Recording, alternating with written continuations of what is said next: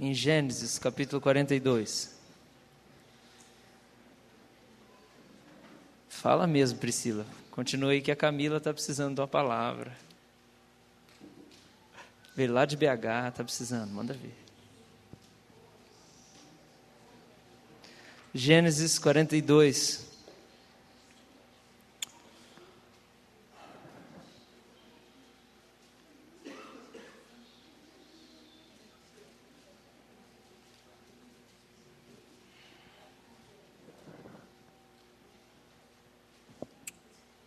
Luquinha, marca o nome aí da mensagem de hoje. Se chama Rubem, 2 pontos. O filho da culpa. Filho da culpa. Culpa. Não confunda focinho de porco com tomada. É o que o meu pai sempre diz. Você já falou isso, pai? Alguém falou isso na minha infância, demais. Talvez não seja meu pai. Amém? Eita Deus! Tá pronto aí? Vai começar. Vamos começar? Sim. Eita Deus. Pai,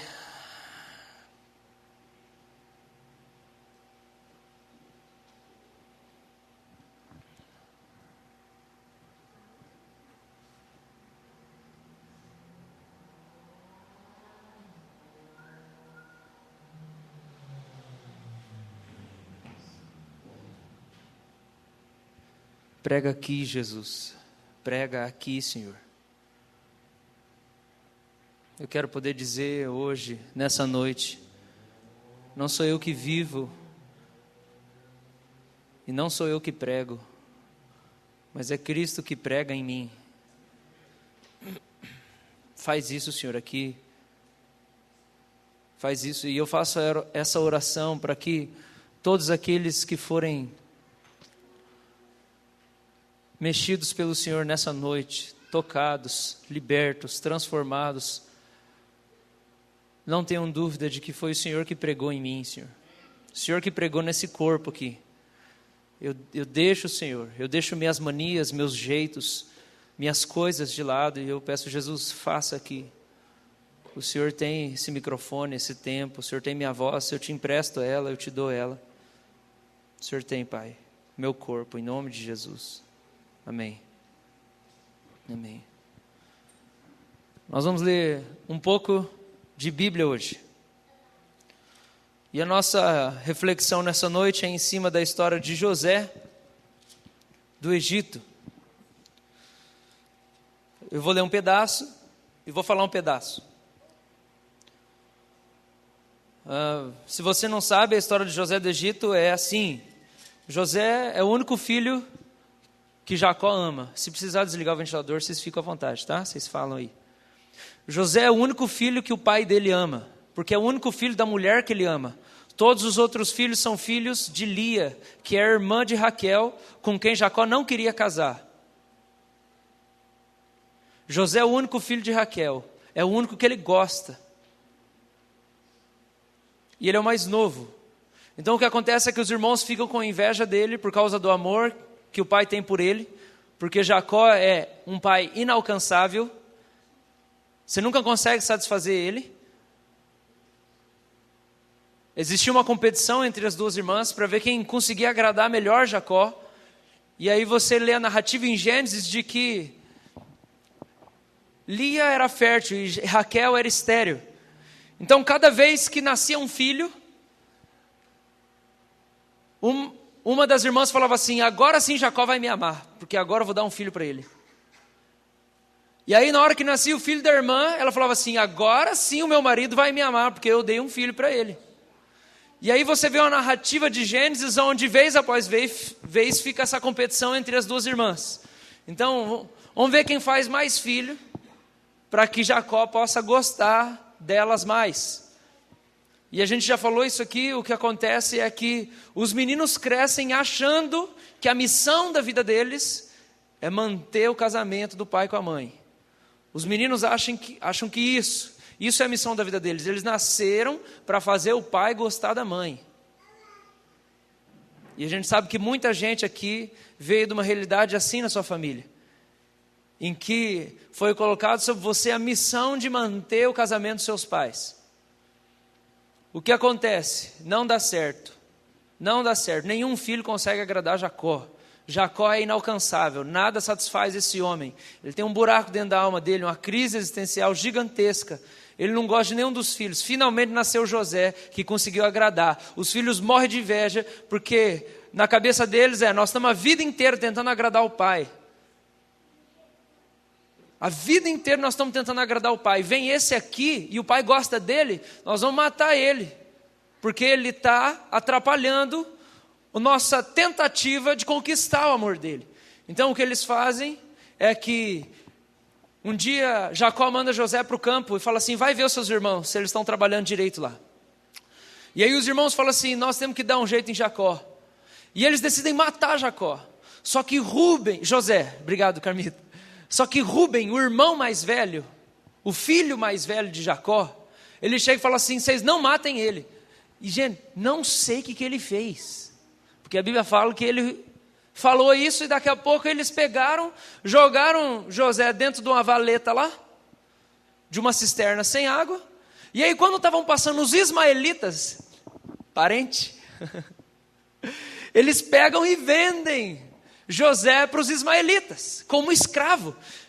Gente, eu não sei o que acontece, mas a Bíblia fala que quando Rúben aparece de novo, em cena, que eu não sei o que ele foi fazer, ele fala assim: cadê José? E aí eles falam assim: nós vendemos ele. Como que vocês venderam ele? O pai vai morrer de desgosto.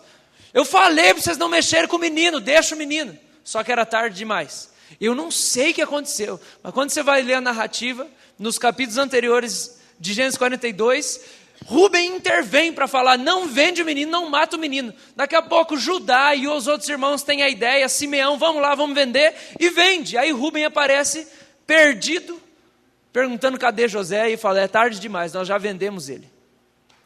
O que acontece é que anos se passam, José vai para o Egito, ele é vendido como escravo, ele começa a crescer, porque Deus era com ele. Eu acho demais isso, que a Bíblia fala que Deus não estava com José, Deus era com José. Deus estava nele, ele estava em Deus. Tudo que ele punha a mão prosperava. Palavras da Revista Atualizada. Tudo que ele põe a mão prospera. O cara, a Bíblia não fala nem que José orava, porque ele estava em Deus, Deus estava nele. Os dois estavam assim, tão envolvidos, tão unidos. Ele era o escolhido de Deus para trazer salvação para o povo em tempo de fome, em tempo de seca. E o que acontece é que José está lá e ele começa a prosperar, ele sobe, ele vai para a casa de Potifar, e chega um ponto em que ele cuida de tudo, e eu amo isso, porque a Bíblia fala assim, que chega no momento que Potifar, que é um alto oficial do Egito, ele confia tanto em José, que ele não sabe mais nada da vida, ele só sabe o que ele come. É isso que a Bíblia fala. Potifar já não sabia de mais nada, a não ser a comida que ele comia a cada dia. Quando eu estava meditando nesse texto, eu falei: Jesus, é assim que eu quero que o Senhor seja para mim. Eu quero que o Senhor cuide de tudo para mim, que eu não preciso saber de mais nada da minha vida, só comer. Porque eu estou tão confiante que o Senhor cuida de todas as coisas para mim, que o Senhor veio aqui para me servir, para me cuidar, que eu não quero preocupar com mais nada. Eu quero ser Potifar, seja José para mim, Jesus. Por favor, cuida de tudo da minha vida, eu quero confiar tudo. E a Bíblia fala assim, que Potifar confiava tudo para José, que estava na sua casa e nos seus negócios. A única coisa que Potifar sabia era a comida que ele ia comer e a mulher com quem ele dormia. Mas os negócios e a casa, José tem total autonomia para fazer o que ele quisesse. A mulher de Potifar passa uma conversa nele lá. A Bíblia fala que ele era forte, bonito, cheiroso, formoso. E aí a mulher se engraça para o lado dele, e ele fala: não pode isso, meu senhor, não posso fazer isso. E ela fica insistindo até um dia que, na hora que ela pula em cima dele, ele fala: não, e aí ela sai fora e fica a roupa na mão dela, a roupa dele na mão dela. Ela dá uma puxada, não sei se era um lenço, não deve ser no Egito, né? Calor, não sei o que era que ficou. Mas ficou uma roupa lá, na mão da mulher. E aí José vaza. E aí quando vão, o que aconteceu? O que aconteceu? Aí falou assim, esse teu servo aí tentou abusar de mim. José foi para a cadeia. José fica na prisão, gente, durante anos. Quando ele foi vendido como escravo, ele tinha 17 anos. Ele vai para a prisão, e a Bíblia fala que Deus era com ele na prisão. De um jeito que aconteceu tudo de novo igual. O carcereiro já não trabalhava mais. O cara fazia tudo. Chegou na cadeia, Deus falou, José, você é o cara, vai lá. Carcereiro de repente confia para José. E aí José começa a cuidar de tudo, e cuida dos presos, e o carcereiro não sabe de mais nada também. José tem autonomia, ele sai da cela, entra na cela, dá comida, mexe, ele cuida de tudo lá. Até que ele tem um sonho, ele interpreta o sonho de dois, um padeiro e um copeiro, e um dos dois dedura ele para o faraó, em tempo que faraó estava tendo sonhos e não conseguia ninguém para interpretar. Um dos dois fala assim, tinha um cara lá na cadeia que interpretava sonhos, se o senhor chamar ele, ele pode interpretar o seu. José vai, interpreta o sonho do faraó e fala assim, são 7 anos de seca, e são 7 anos de fartura, e são 7 anos de seca. E aí ele fala assim, o que eu faço? Ele fala, você precisa guardar dos 7. O faraó fala assim, isso aqui é demais para mim.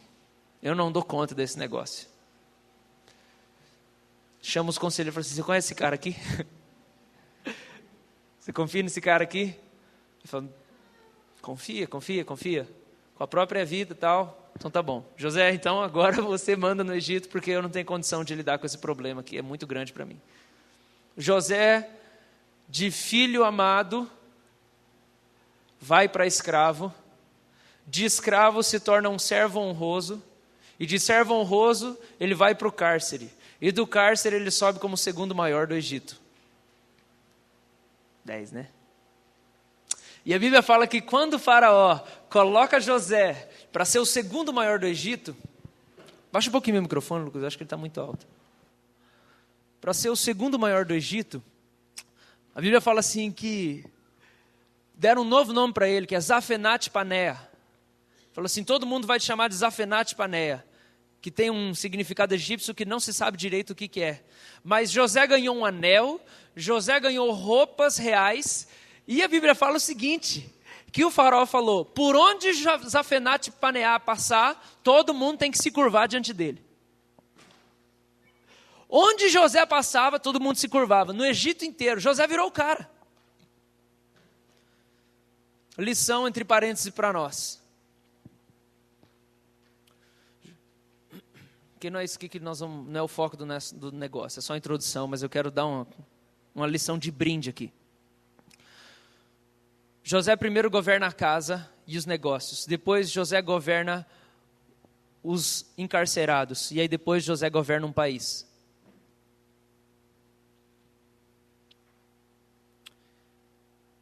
Esse geralmente é o trajeto que Deus faz com aquele homem, com aquela mulher que ele quer levantar como posição de autoridade. Ele coloca um negócio na sua mão. Ele coloca a responsabilidade para você. Depois disso, na hora que você está dando conta daquele negócio ali que Deus colocou, seus negócios, seu ministério, sua família, na hora que você está cuidando disso, Deus fala assim, tá bom já, agora você precisa aprender outra coisa. Aí Deus pega José e bota ele na cadeia. Ele vai ter que cuidar de preso. Se Deus está querendo te levar numa posição de autoridade, se Deus está querendo te levantar em algum lugar, na hora que você estiver mandando bem naquilo que Ele colocou diante de você, Ele vai colocar você para cuidar de preso. Ele vai colocar você para cuidar de gente escravo. Ele vai colocar você para cuidar de gente difícil, gente. Cuidar de preso, gente. Não é gente boa. É gente ruim. É gente ruim. Na hora que você consegue administrar gente ruim, gente sem caráter, gente sem coração, gente que tem uma história toda quebrada e machucada, aí sim, Deus vai poder te colocar para governar em cima de um país, em cima de uma grande região, em cima de um grande local de influência. Primeiro Deus vai te colocar lá embaixo, você vai lidar com coisa difícil antes de eu colocar você lá em cima. Deus faz todo esse trajeto com José. Talvez algumas pessoas aqui estejam nesse momento onde Deus colocou você para cuidar de preso. Fica tranquilo, Deus está te preparando para alguma coisa, que Ele vai te levantar daqui a pouco. Mas você tem que passar por isso. Não existe treinamento melhor do que aquele que cuidar de preso. Enquanto eu meditava sobre isso, eu falei: Deus, tudo bem, o Senhor põe eu para cuidar de preso, está tudo bem. Só tem uma coisa, eu quero libertar eles. Deus tem começado a mandar casos de aconselhamento para mim que eu nunca lidei antes. Coisas e situações. A igreja está tranquila, não está tão difícil não, está beleza. Mas alguns casos de aconselhamento, às vezes, que são o bicho da goiaba, e eu entendo que é isso que Deus está fazendo. Vou colocar você para cuidar de gente que está escravizada. Só que é para libertar as pessoas. Como deve ser você ganhar o favor das pessoas na prisão? Como que deve ser isso? O que você não tem que fazer para os presos te favorecerem? Que jogo de cintura você não tem que ter? Que humildade você não tem que ter? Que sabedoria você não tem que ter? Ok, ótimo. Fecha parênteses.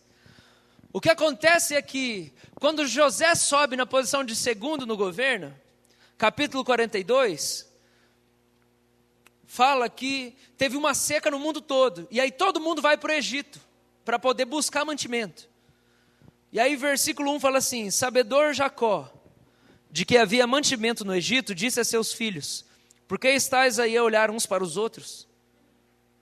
O que vocês estão olhando para a cara do outro? E ajuntou: tenho ouvido que há cereais no Egito, descei até lá, e comprai-os deles, para que vivamos e não morramos. Então, desceram 10 dos irmãos de José para comprar cereal do Egito. A Benjamim, porém, irmão de José, não enviou Jacó na companhia dos irmãos, porque dizia: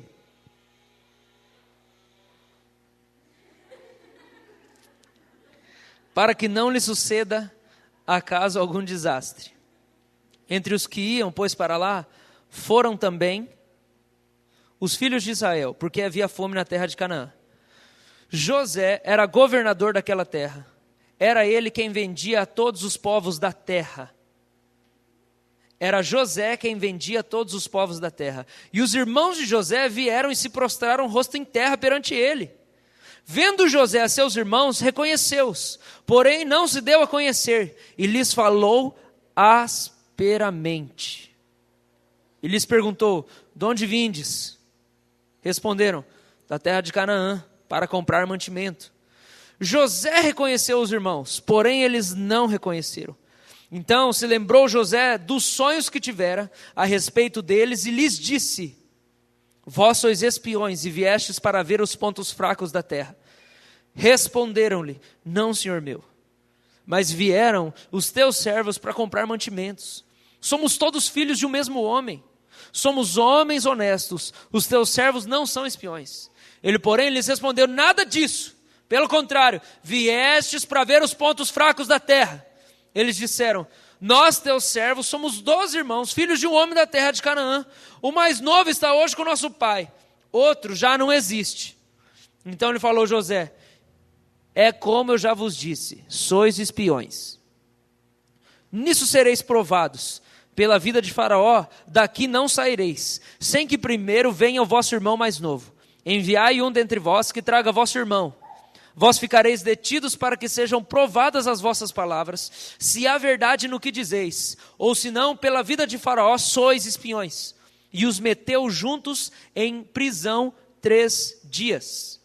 Ao terceiro dia disse-lhes José: fazei o seguinte e vivereis, pois temo a Deus. Se sois homens honestos, fique detido um de vós na casa da vossa prisão.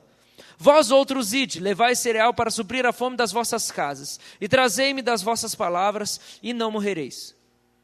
E eles se dispuseram a fazê-lo. Então disseram uns aos outros, vamos ler todo mundo junto: na verdade, somos culpados no tocante a nosso irmão, pois lhe vimos a angústia da alma, quando nos rogava, e não lhe acudimos, por isso nos vem essa ansiedade.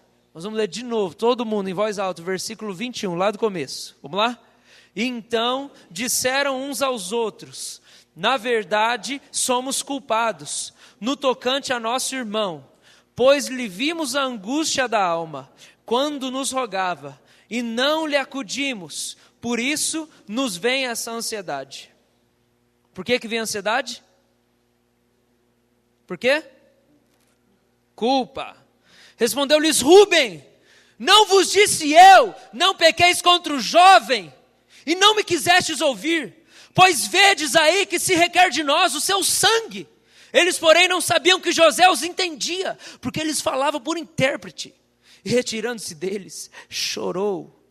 Depois, tornando, lhes falou, tomou a Simeão dentre eles, os algemou na presença deles, ordenou José que lhes enchessem de cereal os sacos, e lhes restituíssem o dinheiro, a cada um no saco de cereal, e o suprissem de comida para o caminho. E assim lhes foi feito, e carregaram o cereal sobre os seus jumentos a partir dali. Abrindo um deles o saco de cereal, para dar de comer a seu jumento na estalagem, deu com o dinheiro na boca do saco de cereal. Então disse aos irmãos: devolveram o meu dinheiro, aqui está na boca do saco de cereal.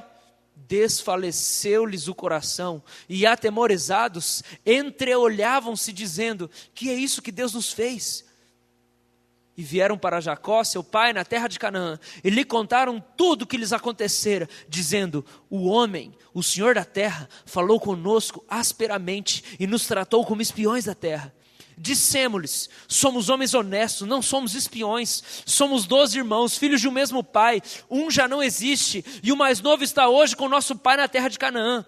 Respondeu-nos o homem, o Senhor da terra: nisso conhecerei que sois homens honestos. Deixai comigo um dos vossos irmãos. Tomai o cereal para remediar a fome das vossas casas e parti. Trazei-me vosso irmão mais novo, assim saberei que não sois espiões, mas homens honestos. Então vos entregarei vosso irmão e negociareis na terra. Aconteceu que, despejando eles os sacos de cereal, eis cada um tinha sua trouxinha de dinheiro no saco de cereal. E viram as trouxinhas com dinheiro, eles e seu pai, e temeram. Então lhes disse Jacó, seu pai: tendes-me privado de filhos. José já não existe, e Simeão não está aqui. Ides levar a Benjamim? Todas essas coisas me sobrevêm. Mas Rúben disse a seu pai: mata os meus 2 filhos, se tu não tornar a trazer. Entrega-mo, e eu te restituirei. Então ele, porém, disse: meu filho não descerá convosco. Seu irmão é morto, ele ficou só. Não lhe sucede algum desastre. Se lhe sucede algum desastre no caminho por onde fordes, farei descer minhas cãs com tristeza à sepultura. A fome persistia gravíssima na terra. E tendo eles acabado de consumir o cereal que trouxeram do Egito, disse-lhe seu pai: voltai, comprai-nos um pouco de mantimento. Até aqui por enquanto. Os irmãos vão para o Egito, eles encontram José, eles não sabem que José é José, mas José sabe que eles são os irmãos, porque 13 anos se passaram. 13 anos se passaram. E o trajeto de Canaã até o Egito dá aproximadamente 2 a 3 semanas de caminhada no jumento. 2 a 3 semanas.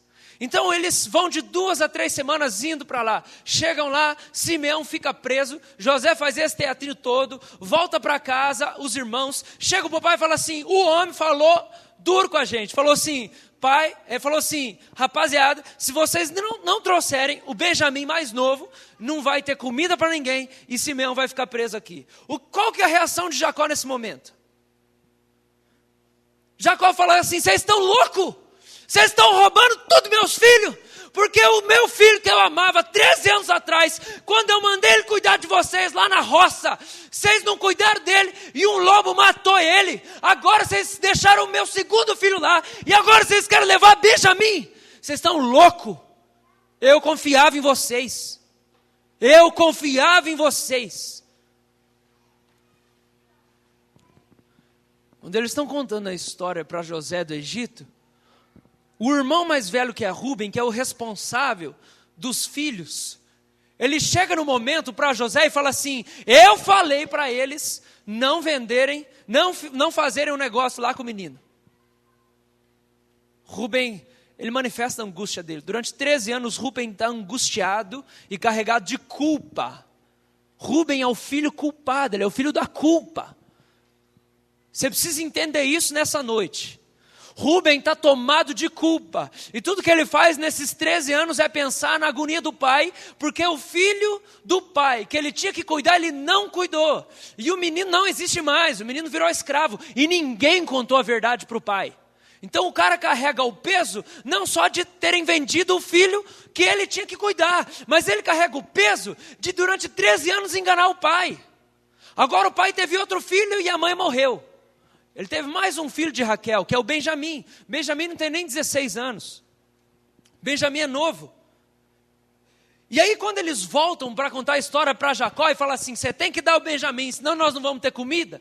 O que acontece é que Jacó fala assim: de jeito nenhum. Aí você vê Benjamim, o cara que vive oprimido pela culpa. O que ele fala? Olha o versículo 37. Rúben disse ao seu pai: mata meus 2 filhos, se não tornar a trazer. Entrega-me e eu te restituirei. Gente, Jacó nem responde essa coisa idiota que ele fala. O cara, ele chega e fala assim: ó, seguinte pai, eu vou cuidar deles. Eu vou cuidar. Eu vou trazer Simeão de volta. Eu vou levar Benjamim cuidado e trazer de volta. E o pai fala assim: de jeito nenhum, você não vai cuidar de nada, porque vocês não cuidaram de nada até hoje. Vocês só fizeram perder meus filhos. Aí Rúben fica tão tomado com toda aquela situação e fala assim: não pai, vamos fazer assim. Se nós perder os 2 filhos, você mata meus 2 e resolve. O que ele está falando, gente? O que Jacó quer matar os netos? O que esse cara tem na cabeça? Esse cara tem uma coisa só na cabeça: ele tem culpa na cabeça. Eu quero falar nessa noite sobre 2 tipos de filhos que a gente vê nesse texto. Nessa história você vê 2 tipos de filhos. Você vê o tipo de filho encarcerado e você vê o tipo de filho amado. Você tem o filho encarcerado e você tem o filho amado. O filho encarcerado é representado pela figura de Rúben, pela figura de Simeão, que está lá encarcerado. E o filho amado é representado pela figura de José, especialmente. Benjamim é meio coadjuvante na história. Mas o que a gente sabe sobre isso aqui é que José é um tipo de Cristo. A história de José simboliza em diversos aspectos quem Cristo é para nós. Porque o que acontece é que José sobe. Ele desce para a prisão. Pedro fala que Jesus foi pregar para os espíritos em prisão. E depois ele sobe. E quando ele sobe, ele leva cativo o cativeiro. Jesus faz isso, leva cativo o cativeiro, dá dons aos homens, nos liberta do domínio do mal, do domínio das trevas, de Satanás, do pecado, da morte. José vai para a prisão, para o cárcere, José sai do cárcere e sobe numa posição de autoridade, assim como Jesus subiu e assentou sobre o trono. Jesus governa o universo, e ele traz salvação, e José senta no trono para trazer salvação, porque se não fosse a sabedoria de José, se não fosse a provisão de Deus através do seu filho amado José, o povo tudo tinha morrido de fome. Então José é a resposta de Deus, José é a salvação. E a gente tem 2 figuras de filhos aqui, e o que eu queria compartilhar com você é que, nessa noite, eu acredito que Deus quer terminar de rasgar o véu para você. Para você poder entender quem você é. Porque o evangelho, gente, é quando a gente não sente mais culpado de nada. É quando os erros do passado não nos oprimem. É quando a gente não tem medo mais de Deus. É quando a gente não sente culpado daquilo que aconteceu lá atrás. Rúben é o filho da culpa. Ele é um filho. Assim como José é um filho. Deixa eu falar uma coisa. Você é crente. Você é um filho. Você é um filho de Deus. Mas talvez o jeito que você se sente é como um Rúben, e não como um José. E se tem uma coisa que fazia parte da vida desses filhos, especialmente de Rúben, é que toda vez que eles olhavam para o pai, eles lembravam da falha deles. Capítulo 42 fala assim: o que vocês estão olhando um para a cara do outro? Olha a disposição do pai. Às vezes você olha para Deus e acha que Deus está te vendo desse jeito. O que você está fazendo aí da sua vida? O que você está olhando um para a cara do outro? Por que você não faz as coisas logo na sua vida? Por que você não resolve os problemas da sua vida? Por quê? Por que Rubem chega lá e fala assim, mata meus filhos? Por que Jacó quer matar os netos? Ele não quer matar os netos. Só que aquele momento de Rubem, é o ímpeto de Rubem, está demonstrando o quê? Eu estou tomado de culpa por causa do seu filho que morreu e eu não consegui salvar ele. Gente tomada de culpa, esquece do propósito da vida. O cara esquece da família dele. Ele esquece de si mesmo. Ele perde noção, ele fica perdido. Enquanto você viver a sua vida carregado de culpa pelo seu irmão que morreu 13 anos atrás, você não vai saber quem você é. Você vai viver perdido. Enquanto você viver carregado de culpa por causa da morte do seu pai lá atrás, você vai viver escravo e não como um filho amado. Você precisa liberar a sua cabeça. Jesus quer liberar a sua cabeça para você parar de viver culpado pelas coisas que aconteceram lá atrás. Porque enquanto você é movido de culpa, você toma decisões ridículas na sua vida e faz voto que Deus nunca pediu para você fazer.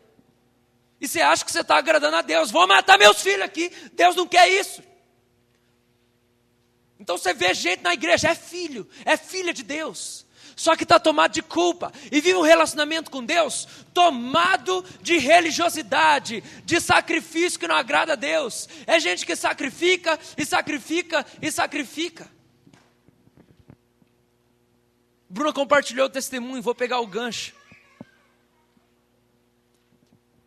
Quando tudo surgiu, falou assim, casamento, vamos casar. Tem que arranjar 20 empregos agora, tal. Falei, Bruna, não arranja emprego, termina sua faculdade. Deus falou que você vai casar, então Ele vai prover. Não, pastor, você não entende, não é assim, eu já tranquei a faculdade, já comecei lá o negócio. Falei, Bruna, não faz isso, você não vai dar conta, você não vai ter vida. Aí passa 3 meses, não dá conta mesmo, tem que dar para trás. Não, vou sair do emprego e tal, e voltar para minha vida, porque eu não sou super. Mas por quê? Ela sentiu a cobrança que ela tinha que resolver o negócio. Essa é a nossa postura muitas vezes com Deus. Você tem um problema lá na sua casa, você pensa assim, é porque eu ainda não fiz o suficiente. É por isso que Deus não põe a mão no meu filho. Você tem um problema na sua sexualidade, você tem um problema na sua área sexual, você tem uma luta com vício sexual, com homossexualidade, você tem luta na sua cabeça, você tem conflito de identidade, você fala assim, é porque eu ainda não fiz o suficiente para Deus. É por isso que não resolveu. Porque quando a gente é movido de culpa, a gente, nasce uma disposição absurda de fazer coisas que Deus nunca pediu para a gente fazer. Porque a culpa é muito cruel. A culpa mata você, mata a sua família. A culpa destrói você. Esses filhos de José eram todos uns coitados. Esse filho de Jacó. Eu acho que Jacó nunca teve noção para honrar os filhos dele. Jacó era um cara com vazio existencial, que tinha brigado com o pai, brigado com o irmão e vivia fugindo da vida. Que ele mesmo não sabia quem ele era. Ele tem um monte de filho, não trata nenhum filho com amor. Aí agora a gente vê aqui esse Rubem. Será que Jacó um dia falou para ele, meu filho, você está perdoado, fica tranquilo? Ou será que a vida inteira, quando o Rubem olhava para o pai, ele via a falha que ele cometeu? Tem muita gente que olha assim para Deus. Toda vez que você vai para Deus, a única coisa que você consegue lembrar é o que você fez de errado, ou que você não conseguiu completar e cumprir, e pensar, se eu for melhor nesse ano, Deus vai mudar a minha vida. Se eu for melhor no ano que vem, Deus vai mudar a minha vida. Porque parece que Deus está sempre de mau humor com você. Você está aprisionado à culpa dos erros que você cometeu. Muitas pessoas fazem da culpa a missão da sua vida. A morte de alguém, a doença de alguém. É o único exemplo que eu consegui lembrar hoje. Mas eu tinha um amigo que a avó dele não gostava de alargador, ele tinha alargador. Aí a velha morreu, aí ele falou, vou tirar o alargador em memória da minha avó.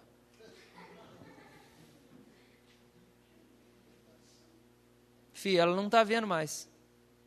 Pode ficar. Que diferença vai fazer? Nenhuma. Mas ele fez isso por quê? Por causa de culpa.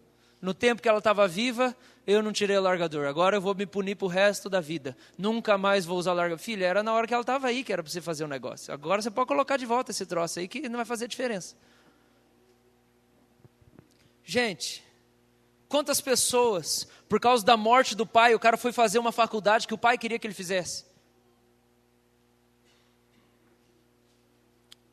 E aí, por causa da culpa que ele carrega, ele se torna alguém que ele não é. Ou melhor, ele não se torna ninguém, ele não chega em lugar nenhum.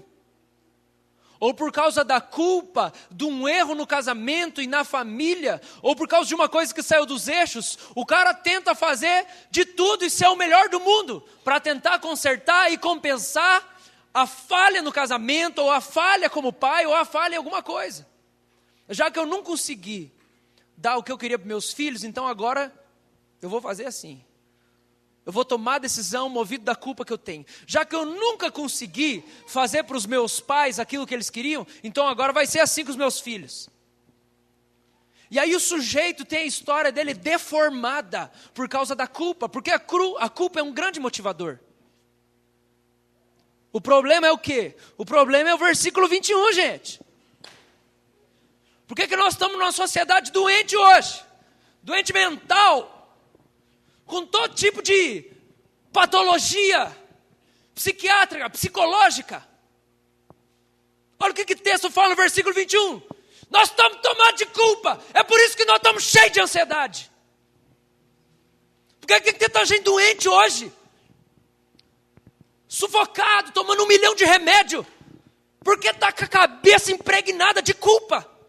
De coisa que não fez, de coisa que não foi bom, de coisa que não foi perfeito. E está tudo lá encalacrado, está escondido lá dentro. E o sujeito tenta ser o melhor do mundo. Ele entra para quê? Para o ativismo. O ativismo é um ótimo indicador para a culpa. Porque você tenta ser perfeito por causa da culpa que você sente acerca das coisas que você não conseguiu fazer.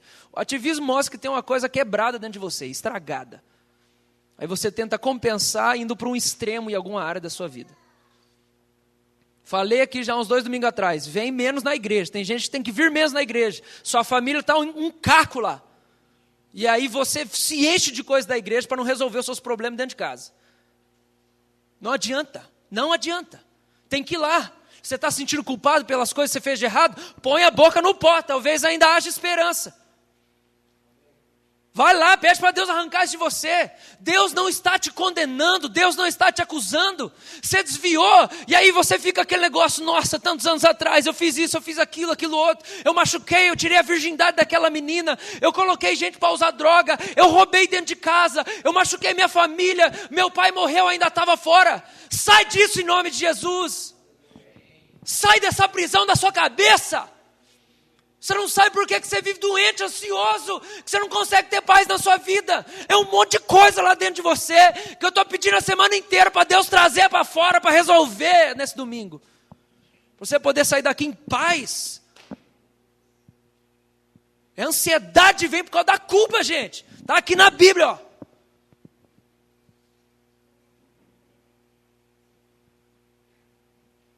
Deus não está te culpando nem te cobrando, é sua cabeça que está te enganando, é a carne, é o capeta que usa da mentira. E aí você vive como Rubem, disposto a fazer qualquer tipo de atrocidade, para ver se você conserta. O problema é que você nunca vai consertar o que aconteceu no passado. Aconteceu, acabou, passou. Você traiu, você machucou, você roubou, você matou alguém, passou, filho, passou, filha, acabou, não volta a virgindade, acabou. Você tem que entender que isso aí não é nada perto do sangue de Jesus derramado por você. Passou a virar parte da sua vida. Libera o capeta para outra pessoa. Ele está tendo trabalho com você, porque você acredita nas desgraças que ele põe o lixo na sua cabeça. Libera ele, deixa ele atentar outro, em nome de Jesus. Amém, irmãos? Que tipo de coisa você já fez para tentar compensar o erro cometido no passado?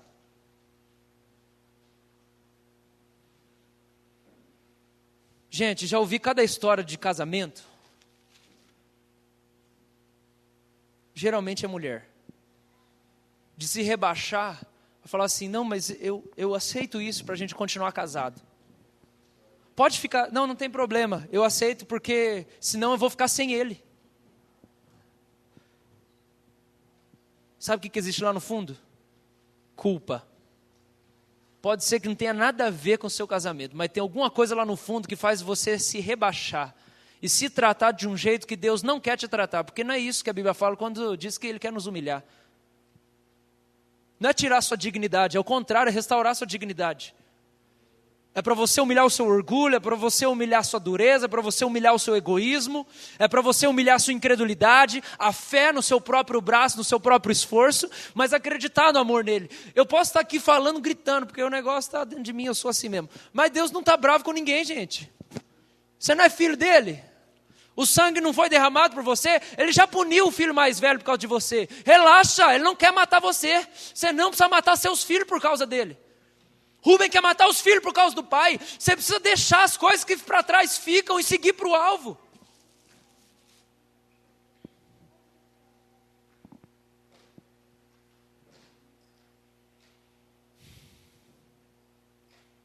Geralmente quem é carregado de culpa tem uma propensão a se voluntariar para salvar pessoas em perigo.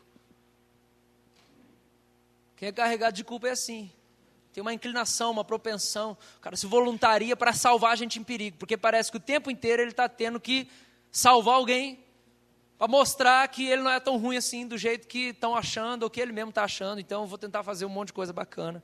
Um monte de coisa boa. O problema é que a Bíblia fala algumas coisas sobre culpa. Provérbios 21:8 fala assim. Provérbios 21:8 fala assim. Tortuoso é o caminho do homem carregado de culpa. Mas reto o proceder do honesto. O que faz um homem viver num caminho torto é que a cabeça dele é cheia de culpa. Gente que tem uma cabeça cheia de culpa não consegue viver uma vida reta. Não consegue. O seu problema da sua falta de santidade começa na sua cabeça, o jeito como você se enxerga. Você tem que se enxergar como um justo, porque você foi justificado. Você tem que começar a enxergar que aquilo que aconteceu lá atrás não é maior do que aquilo que aconteceu há 2000 anos atrás. Não é maior. Você tem que mudar a sua cabeça em primeiro lugar. É transformar isso pela renovação da vossa mente. Eu perdi minha virgindade. Não queria. Pensava, vou transar só quando eu casar. Transei antes. Hoje para mim parece que não aconteceu nada. Porque a consciência do que Jesus fez por mim, parece, eu nem lembro dessas coisas. Nem valorizo mais essas coisas legalistas, moralistas do caramba. Esse perfeccionismo. E daí? E daí que eu fiz isso? E daí que eu fiz aquilo? Pecado não é maior do que o sangue do meu Jesus derramado sobre mim. Tortuoso é o caminho do homem carregado de culpa. Você fez, filho. Talvez você precisa confessar para sair de você esse negócio. Mas já passou. Porque o pecado não terá domínio sobre vós, pois não estáis debaixo da lei, sim da graça. Enquanto você vive debaixo da lei, se culpando, se condenando por cada coisa errada que você faz, o pecado domina você. Mas na hora que a lei não existe mais, porque tudo que você enxerga é Jesus, não tem mais nada entre você e Ele, só existe o sorriso dEle, só existe a disposição dEle, você entende que você é José e o teu pai é Jacó, que Deus não está olhando para você do jeito que Jacó olhava para Rubem e os irmãos, mas Deus olha para você do jeito que Jacó olhava para José, meu filho amado. Irmão, sabe qual foi a salvação dos caras? Foi na hora que eles descobriram que José estava vivo. Aí foi a salvação dos caras. Nossa, então nós não temos, resolveu o problema, não temos culpa. O pai vai ficar em paz com a gente. Eles não ficaram felizes por causa de José, eles ficaram felizes por causa do pai. E é exatamente isso que José simboliza para nós. É porque nós temos um filho, é que nós temos o favor do pai. Você não entendeu, né? Eu dei um grito assim, para dar um glória, para você dar um glória. Você tem o favor do pai, porque você tem um filho. Você recebeu Jesus, é por isso que o pai te ama. Você não precisa matar seus filhos.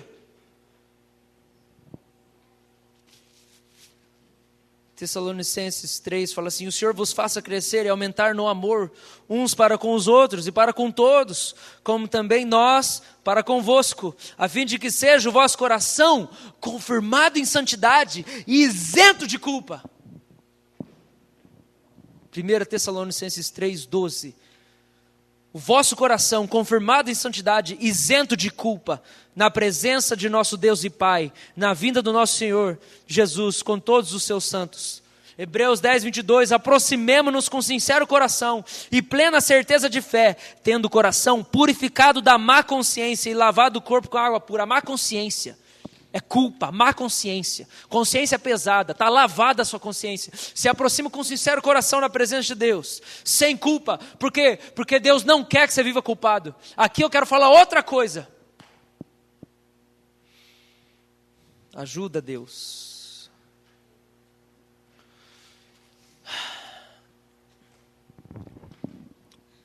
Beleza?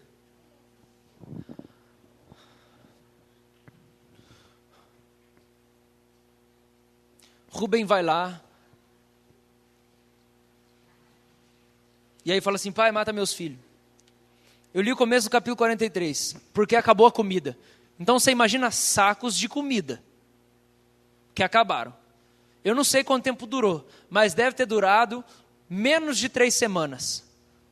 Então eles foram buscar a comida no Egito, voltaram, chegaram em casa. Dali uns 20 dias acabou a comida, porque a comida acaba. Aí o pai chega e fala assim: vai lá buscar mais. Aí os filhos falam assim: não tem jeito, tem que levar o menino. Capítulo 43, versículo 8. Aí o segundo filho mais velho entra em cena. Porque o Rubem, gente, está detonado já. Ele já que ofereceu os filhos para matar. Acabou a força do cara. Quando o cara chega nesse ponto, ele não aguenta mais. Você está entendendo isso em nome de Jesus? Por que você está cansado? Por que você está cansado? Vou falar porque você está cansado de buscar Deus, de fazer as coisas, de tentar lutar pela sua família. Por que você está cansado de tentar viver em santidade? É porque você está fazendo isso com culpa. Chegou uma hora que você não aguenta mais. Você não aguenta mais. Rubem saiu de cena, ele não aguenta mais. Ele já fez tudo o que ele podia. Falou: mata meus filhos. Ele não aguenta mais, ele vazou. O segundo filho mais velho entra em cena. Versículo 8. Com isso disse Judá a Israel, seu pai: envia o jovem comigo. E nos levantaremos e iremos, para que vivamos e não morramos, nem nós, nem tu, nem os nossos filhinhos. Eu serei responsável por ele, porque esse Rubem aí, da minha mão requererás. Se eu tu não trouxer e não tu puser à presença, serei culpado para contigo para sempre. Abriu vaga. Vamos lá então, abriu vaga. O Rubem já fez tudo o que ele podia. Deixa eu agora. Pai, deixa comigo. Eu cuido dos meninos.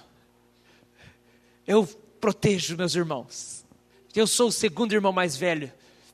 É de mim que vai sair o leão da tribo de Judá.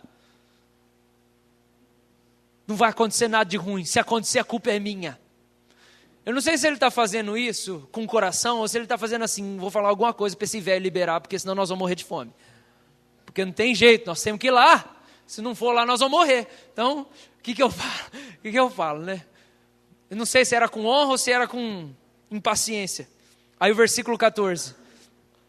Jacó libera. Verso 13.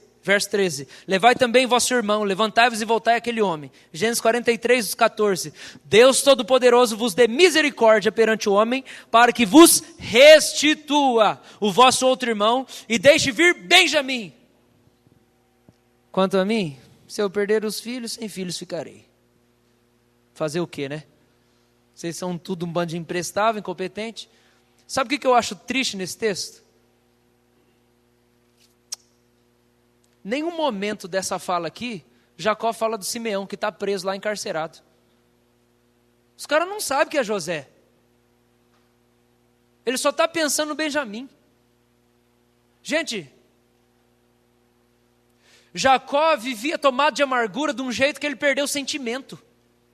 Jacó não tinha mais emoção. Ele nem sentia mais as coisas. Ele só conseguia pensar Benjamim. Ele nem lembra que tem um filho dele preso lá. Coitado desse Simeão, gente. O pai nem pensa nele, ele só está pensando no Benjamim e nós vamos morrer de fome. Ninguém falou dele no capítulo 43. Talvez você se sinta desse jeito. Talvez você se sinta como um Rubem, é um filho da culpa. Um filho que é está encarcerado na culpa, ou se senta como um Simeão, que é um filho esquecido. Você é um filho, mas parece que Deus não está nem aí com você. Aí Judá entra no caminho, e aí Judá vai ser outro cara que vai falar assim, então bota a culpa em mim. O que o texto fala? Eles chegam lá, verso 30.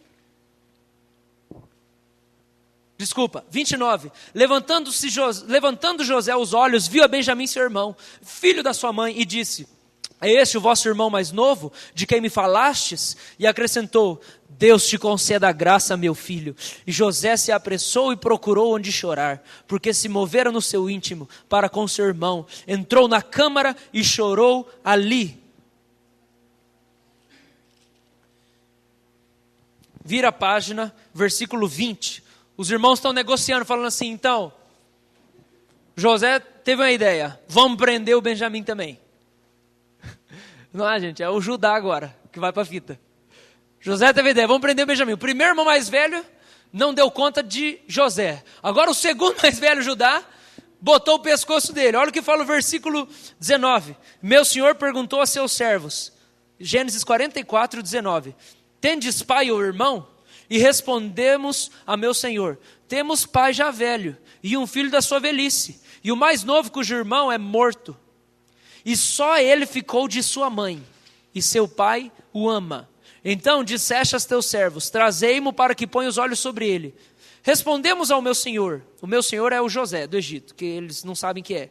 O moço não pode deixar o pai, se deixar o pai, este morrerá, o pai vai morrer de desgosto, verso 27. Então nos disse o teu servo, nosso pai, agora está falando do que Jacó falou, sabeis que a minha mulher me deu 2 filhos meninos, se um se ausentou de mim, e eu disse, certamente foi despedaçado, e até agora não mais o vi, se agora também tirar-me este da minha presença, e lhe acontecer algum desastre, farei descer as minhas cãs com pesar à sepultura. Agora pois indo eu a teu servo meu pai, e não indo o moço conosco, visto a sua alma estar ligada com a alma do Benjamim, vendo ele que o Benjamim não está conosco, o nosso pai vai morrer. E teus servos farão descer as cãs de teu servo, o nosso pai, com tristeza à sepultura. Porque o teu servo, agora está falando dele, se deu por fiador por este moço, para com meu pai, dizendo, se eu não tornar e trazer-te, serei culpado para com meu pai todos os dias. Agora pois fique eu, teu servo, Judá, em lugar de Benjamim, por servo do meu senhor, e o moço que suba com seus irmãos, porque como subirei eu a meu pai, se o moço não for comigo, para que não veja eu mal que meu pai sobreviverá? Versículo 1, então José, não se podendo conter diante de todos os que estavam com ele, bradou, fazei sair a todos da minha presença, e ninguém ficou com ele. Quando José se deu a conhecer os seus irmãos, e levantou voz em choro, de maneira que os egípcios o ouviam, e também a casa de Faraó.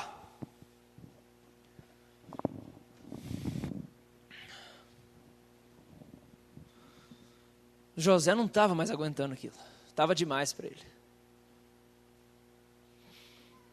Agora Judá bota o pescoço e fala assim, não, por favor, não prende Benjamim aqui. Prende eu no lugar, mas não prende Benjamim, nosso pai vai morrer. Ele fala isso, eu juro que ele vai morrer. Não deixe isso acontecer.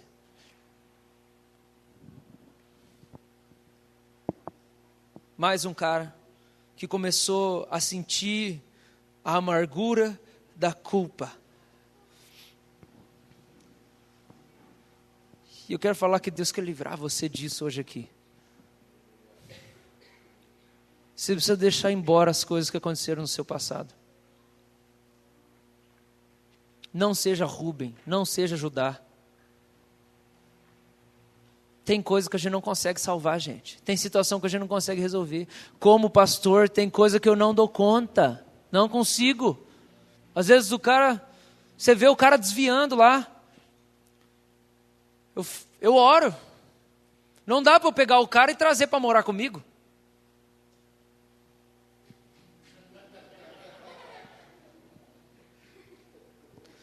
Acabou, já deu, já.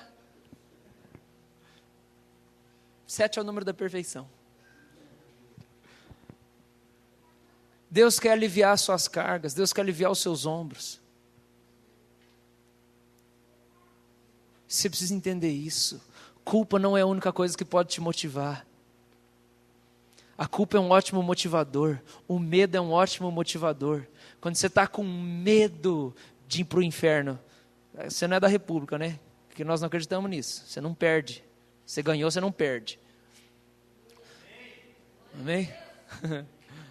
É eterna, né? Ele falou que é eterna, então não acaba. Então não dá para perder.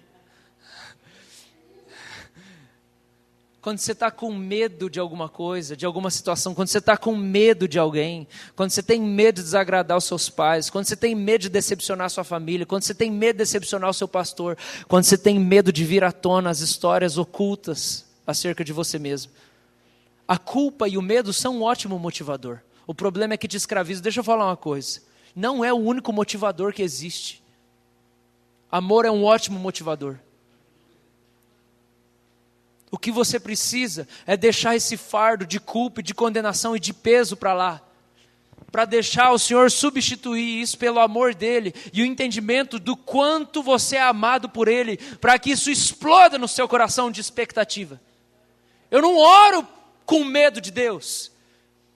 Eu não tenho vida de oração, eu não tenho disciplina de busca a Deus, eu não obedeço a Jesus, eu não sou pastor porque eu tenho medo de dar alguma coisa errada, eu não preparo o meu sermão porque eu tenho medo da igreja não gostar de mim, eu não aconselho as pessoas porque eu tenho medo de ser ruim, eu faço tudo isso porque eu amo Jesus, porque eu sei que Ele me ama. Se quiser mandar embora, manda embora, pode mandar embora,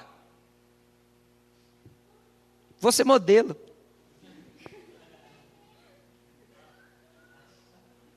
Com essa camisa aqui. Mas eu sei que tem muito pastor que vive assim. O cara tem medo da igreja. Ele não pode decepcionar a igreja, ele não pode decepcionar o conselho. Tem muito cara que vive assim, ele não pode decepcionar o pai dele. O cara já está com 40 anos e vive escravo de uma cobrança que o pai fez um dia numa discussão, quando ele tinha 20.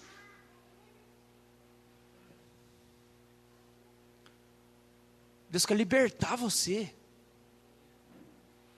Porque nada motivava mais o coração de Israel, o velho Jacó,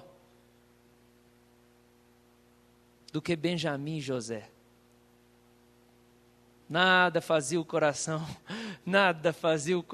de Israel queimar mais do que o amor que ele tinha pelos filhos dele. Nada. Nem a decepção com os filhos mais velhos. Você precisa saber disso, que do jeito que Jacó olhava para José, é o jeito que Deus olha para você. Você tem Jesus, você tem o favor de Deus, você é o filho amado dele. Você não precisa de culpa para servir Deus. Deus não precisa te aprisionar em culpa para você servir Ele. Você não precisa sentir medo nunca mais na sua vida. Nunca mais. Os discípulos de Jesus entenderam isso, é por isso que todo mundo foi martirizado, eles não tinham medo de morrer. Eles entenderam que não precisam ter medo de nada. O evangelho é, você não precisa ter medo de nada. Você não precisa ter medo de nada, nada. Você só precisa amar, amar, amar e crescer no amor pelo seu Pai.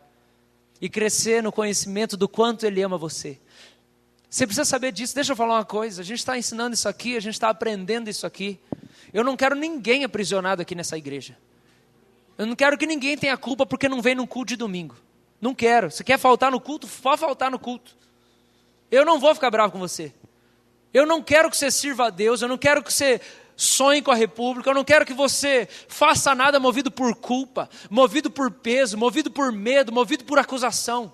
Porque isso não é...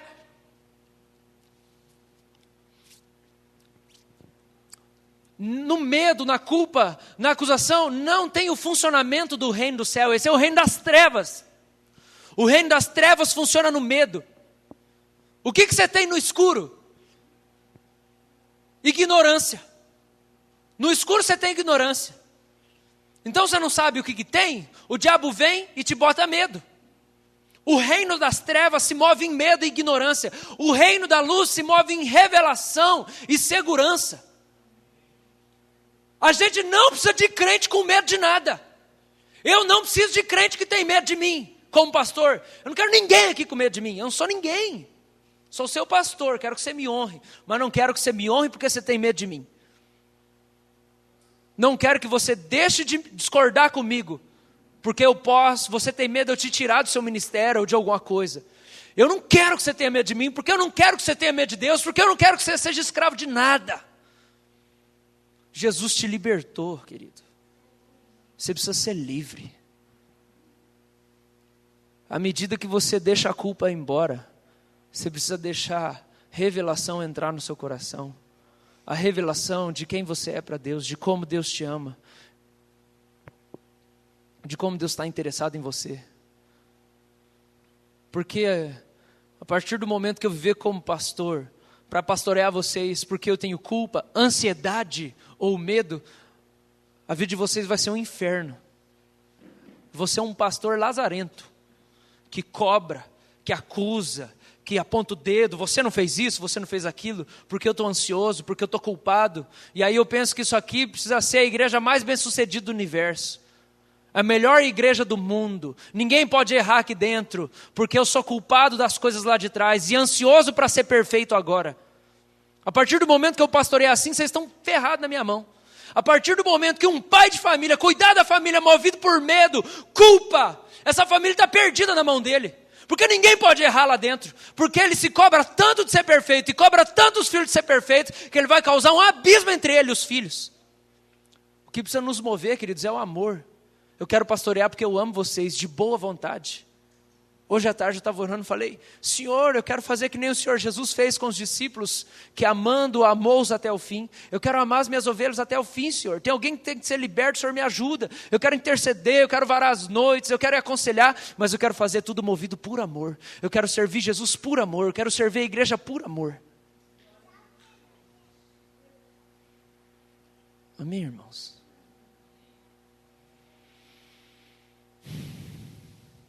Vamos orar então por isso.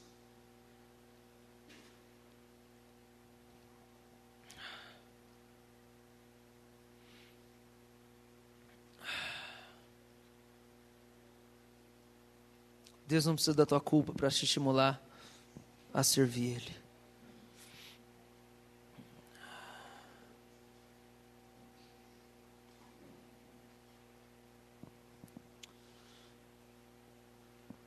Quero falar mais algumas coisas antes. Recebe aí. Isso tudo que eu estou falando é a diferença de escravidão para submissão. Submissão é uma honra voluntária. Eu me coloco debaixo de você porque eu quero te honrar. Escravidão é quando eu sou forçado a fazer aquilo. Mesmo que seja o certo ou o melhor. Quando você me força, eu estou sendo violentado. É escravidão. Presta atenção. Deus não precisa que você se sinta culpado para você servir Ele. Isso seria escravidão. Ele não te escravizou, Ele te libertou. Ele quer que você se submeta a Ele voluntariamente. Ele quer que você queira Ele, que você deseje Ele. Primeiro, Ele não precisa que você sirva a Ele. Segundo, Ele odeia a culpa nos seus filhos, tanto que Ele mandou o seu único filho para te livrar da culpa. Terceiro, Ele te deixa escolher o quanto você vai servi-lo. A Bíblia nunca fala quanto tempo você tem que orar, quantos capítulos da Bíblia você tem que ler, quantas pessoas você tem que evangelizar, nunca, porque ela fala que é você que vai escolher o quanto que você vai servir Ele. É você que vai escolher. Isso é submissão, é uma ação voluntária, não é escravidão. Você é livre. Você é livre. Essa semana perguntaram assim: então quanto que a gente ora, pastor? Eu falei: meu filho, depende da sua fome. Quanto que você serve? Depende do seu desejo de amar Ele. Porque a Bíblia não dá regra quanto que você vai fazer, quanto você não vai fazer. Agora você precisa saber, não é para ser com culpa. Não é para ser com culpa. Vamos orar.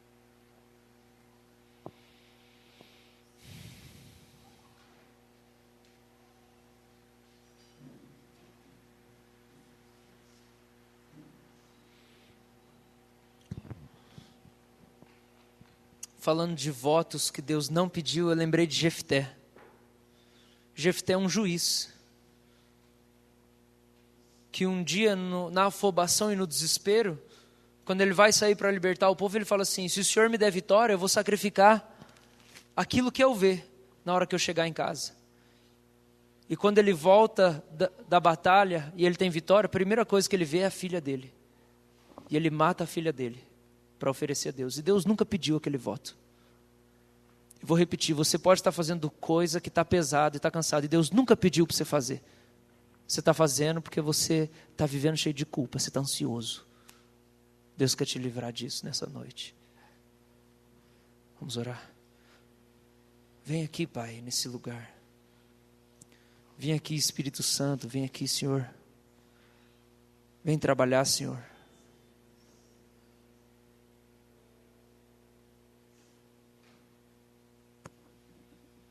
Vem trabalhar, Senhor. Eu sei que o Senhor já falou com algumas pessoas aqui. Eu quero muito ver umas pessoas aqui libertas, Senhor, de ansiedade, de culpa, Senhor. Quero muito ver isso, Pai.